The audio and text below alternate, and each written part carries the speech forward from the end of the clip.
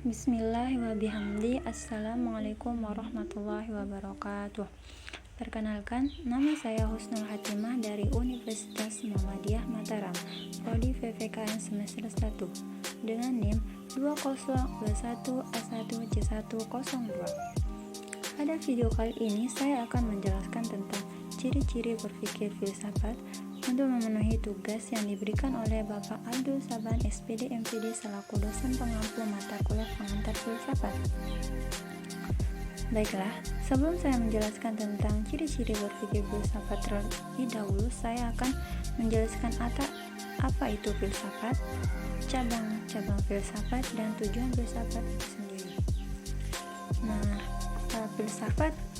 filsafat itu adalah suatu ilmu pengetahuan yang menggunakan logika, metode, dan sistem untuk mengkaji masalah umum dan mendasar mengenai berbagai persoalan seperti pengetahuan, akal, pikiran, eksistensi, dan bahasa. Dan sedangkan cabang-cabang filsafat itu sendiri, yang pertama yaitu logika adalah cabang filsafat yang menyelidiki lurus atau tidaknya suatu pemikiran kita. Kedua, epistemologi, yaitu cabang filsafat yang menerangkan tentang terjadinya pengetahuan. Ketiga, etika adalah cabang filsafat yang membahas tentang tingkah laku atau perbuatan manusia itu sendiri. Yang keempat, estetika adalah cabang filsafat yang membicarakan tentang keindahan. Dan yang terakhir, yang kelima, metafisika adalah cabang filsafat yang membicarakan tentang sesuatu yang ada atau nampak. Dari pengertian filsafat dan cabang filsafat itu, kita dapat mengetahui tujuan filsafat itu sendiri. Dengan mempelajari filsafat, maka manusia juga dapat memahami perkembangan kemajuan pengetahuan serta sejarah pertumbuhan dari pengetahuan tersebut. Dan filsafat juga berguna untuk membuat manusia memiliki sifat yang bijaksana dan bisa menerapkannya dalam kehidupan sehari-hari. Nah, itulah pengertian filsafat, cabang filsafat, dan tujuan filsafat. Selanjutnya, saya akan menjelaskan ciri-ciri berpikir filsafat. Ciri-ciri berpikir filsafat di sini itu ada 8, yaitu pertama, berpikir secara rasional, kedua, berpikir secara radikal, ketiga, berpikir secara universal, keempat, berpikir secara konseptual, kelima, berpikir secara koheren dan konsisten, keenam, berpikir secara sistematis, ketujuh, berpikir secara komprehensif, kedelapan, berpikir secara bebas dan bertanggung jawab. Ciri berpikir yang pertama yaitu berpikir secara rasional atau logika.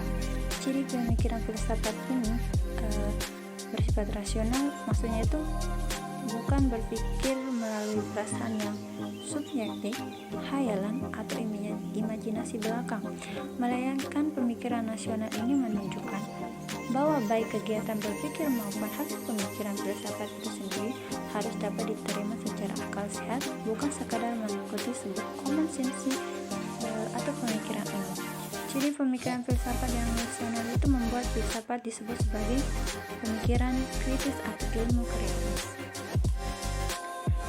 Contohnya misalkan alasan es bisa mencair, kan ketika es di dalam kulkas atau freezer dia akan membeku, sedangkan jika dia dikeluarkan dari suhu freezer atau kulkas dan ditempatkan di luar, maka dia akan mendapati perubahan suhu dari dingin ke panas, maka dia akan menjadi mencair atau menjadi air.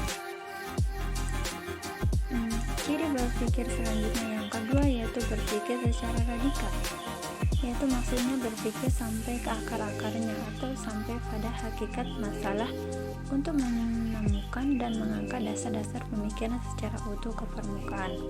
Melalui ciri berpikir seperti ini, maka dapat diperoleh suatu hasil pemikiran yang mendasar dan mendalam, serta pertanggungjawaban yang memadai di dalam membangun pemikiran filsafat dan pikiran keilmuan itu sendiri. Ciri berpikir selanjutnya yang ketiga yaitu berpikir secara universal, yaitu maksudnya dengan menggunakan rasio atau empirisnya, bukan berpikir menggunakan intuisinya. Berpikir universal ini berpikir berpikir filsafat selalu mencari gagasan-gagasan pemikiran yang bersifat universal yang dapat berlaku di semua tempat. Pemikiran ini tidak akan pernah berhenti dalam sebuah kenyataan yang terbatas. Ia akan menerobos, mencari dan menemukan gagasan-gagasan yang bersifat global dan menjadi rujukan pemikiran umum yang ditempatkan dalam sebuah bagian yang utuh dan universal sebagai sebuah kenyataan eksistensial yang khas manusiawi. Dan ciri berpikir selanjutnya yang keempat yaitu berpikir secara konseptual, yaitu berpikir yang melampaui batas pengalaman sehari-hari manusia, yang dapat menghasilkan sebuah pemikiran baru yang terkonsep.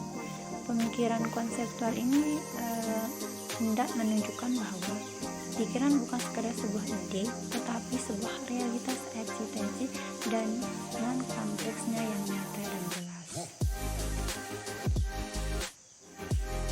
Ciri berpikir selanjutnya yang kelima yaitu berpikir secara koheren dan konsisten, yaitu berpikir sesuai dengan kaidah berpikir logis pada umumnya dengan saling mengaitkan antara satu konsep dengan konsep lainnya, yaitu jika berpikir harus dengan unsur-unsurnya, tidak boleh mengandung uraian yang bertentangan satu sama lainnya, tapi tetap memuat uraian yang logis dan jelas.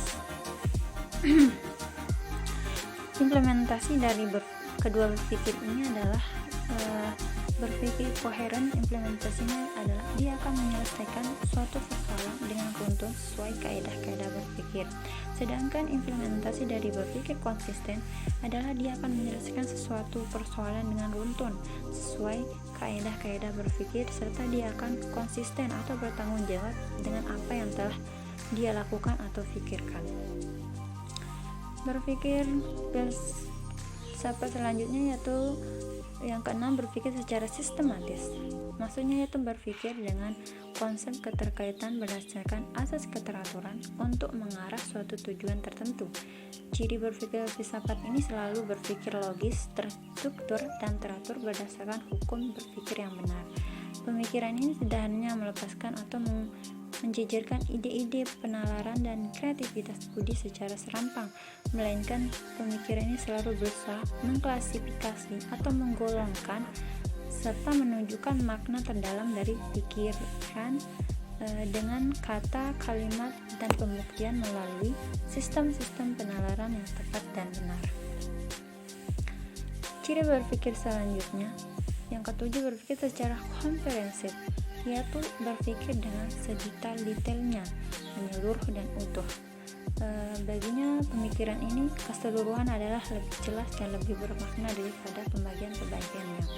Pemikiran ini merupakan suatu yang utuh dengan aneka kenyataan kemanusiaan dari alam fisik dan rohnya yang kompleks serta beraneka ragam. Pemikiran ini sesungguhnya tidak dapat berpikir dari dalam pikiran itu sendiri, melainkan sebab bukan pikiran itulah yang berpikir, tetapi justru manusialah yang berpikir dengan pikirannya. Dan ciri berpikir selanjutnya ya ke-8 yaitu berpikir secara bebas dan bertanggung jawab. Berpikir secara bebas di sini maksudnya adalah berpikir tanpa adanya pengaruh yang dapat mempengaruhinya sampai batas-batas yang luas. Pemikiran filsafat ini boleh dikatakan merupakan hasil pemikiran yang bebas. Yakni bebas maksudnya itu dari prasangka-prasangka sosial, historis, kultural, bahkan religius atau agama. Dan berpikir secara bertanggung jawab di sini maksudnya yaitu berpikir dengan dapat dipertanggungjawabkan baik secara nurani maupun sosial. Maksudnya kan seseorang yang berfilsafat itu adalah orang yang berpikir sekaligus dia itu bertanggung jawab terhadap hasil pemikirannya itu sendiri, paling tidak bertanggung jawab terhadap hati nuraninya sendiri. Nah, dari ke-8 ciri berpikir kefilsafatan ini menjadikan filsafat cenderung berbeda dengan ciri berpikir ilmu-ilmu lainnya, sekaligus menempatkan kedudukan filsafat sebagai bidang keilmuan yang netral. Oke, baiklah, itulah video tentang ciri-ciri berpikir filsafat. Semoga apa yang saya sampaikan bisa bermanfaat. Terima kasih banyak. Wassalamualaikum warahmatullahi wabarakatuh, dan jangan lupa di like dan subscribe.